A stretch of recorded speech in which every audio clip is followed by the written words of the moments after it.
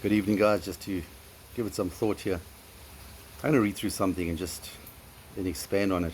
The government of God is founded upon his right to exact obedience from his creatures, and his laws reveal the requirements of his holy will. Revealed will, you look in the scriptures, you see exactly. Many desire to be teachers of the law. And go to Revelations, it says that, not teachers of grace, note this please. Many desire to be teachers of the law. Go to Revelations and take a look at the Bible. The law was opened. What law? Come on, man.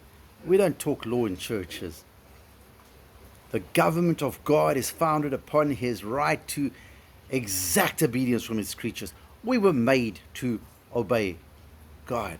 He made us. He feeds us. He clothes us. He gives to us what we require. Okay. His law reveals the requirements of his holy will. He gave us law to evidence that I want to rule over you. I am going to rule over you. This is how life will pan out. I will be your lawgiver. I will be your ruler. The punishment of those who transgress is clearly revealed. Let's go through the history. Let's just look at Sodom and Gomorrah. Let's just take a look at the flooding of the earth. God drowned everybody as a demonstration of his hatred towards sin. Wow, come on. Does that sound like the God you get taught in churches? He will by no means clear the guilty. Exodus 34:7. Go to Revelations if anybody wants to try and, it's Old Testament, don't pull that. Go to Revelations, go to have a look as he returns with fire coming out of his eyes, blood dripping off his robe, sword in his hand, saying, bring all those who refuse to let me rule over them. Is the authority of the ruler, the majesty of his law, the way he regards disobedience. You've seen how he handles disobedience. Look at King David. 70,000 gone because he dared to count his men, instead of putting his trust in his father. The manifestation of his detestation of sin and his satisfaction unto his justice. He delights in the end when he throws all those who refuse to let him rule over them into hell. He sits there, that's it. He demonstrates that he should have been listened to. He demonstrates that he should have ruled over. Look at all the examples in the scripture. Even old Aaron's sons, Moses' cousin, brother, and his nephews, giving strange fire, not doing it the way God said. Look at the guy who tried to stop the ark from falling over. God struck him dead immediately because God said, don't. God is there to rule. If he is not your lawgiver, he will be your destroyer. Let's carry on here. His justice in the everlasting fires of hell will be displayed. The inextinguishable hatred of God to all iniquity. Iniquity is the gross breaking of a set of standards that God has given. So where are these standards? Why are we not talking and why are we not discussing these standards? Why are we not putting them up on our walls that our children may look at them and our children may keep his laws?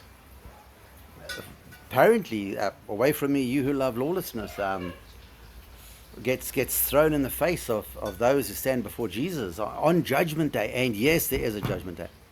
Okay, because you look at the wicked, they prosper, they do well, they die pretty comfortable deaths, and you sit there and you say, well, oh, maybe it pays to be wicked. Where's this holy God who hates sin? Why didn't he punish them? Which tells us something. If you go to the scriptures, it reveals that he is coming to punish. He has said, I will come to punish. Judgment Day, Jesus returns to judge the living and the dead, and I believe it. You have to believe it. You cannot not believe it. It's written in the scriptures. Why is it not taught? Who's this like? A.W. Pink. Go back 100 years, 150 years. They stopped teaching it. There was another Scottish preacher that I listened to this morning. Some reverend, whoever, it doesn't matter. He also goes back 150 years. They stopped talking on hell. So none of us fear. We all sit there, and as you notice, society is blended into the churches, and the churches are blended into society. But here's a God who says, if you kick my laws away, if you slight my right to rule you, then I'm throwing you into hell. So then doesn't it make sense that we should perhaps give attention to his laws? Well, we look at Jessica running away. Fantastic, excellent. You're not going to rule me, Dad. Cheers, bye-bye. You and Mom, no rules. I'm going to Pretoria. No one's going to rule me. I'm going to go and live like I want. Well, isn't that what we did to God? Haven't we said to God, haven't we pulled the Jessica on God? Haven't we said to God, you're not going to rule me?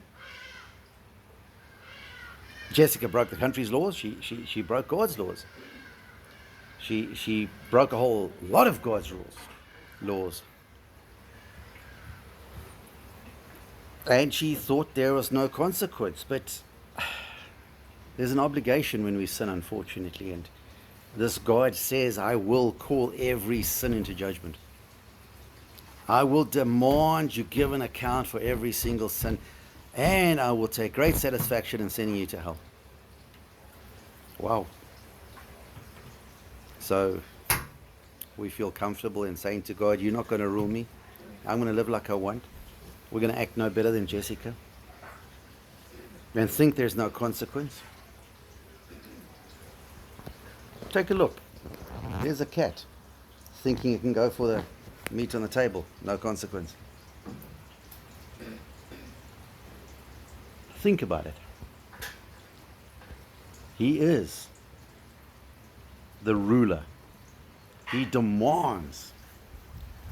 We have trodden on his laws. His majesty as ruler, we have forsaken him. And we said we are going to rule ourselves. No consequence.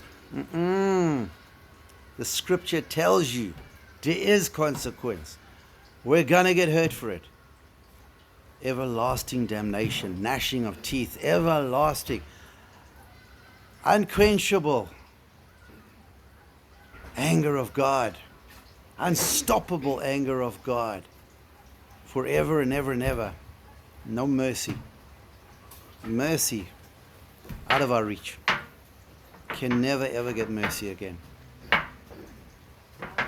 This is the stuff we need to understand. This is the stuff we need to teach from pulpits.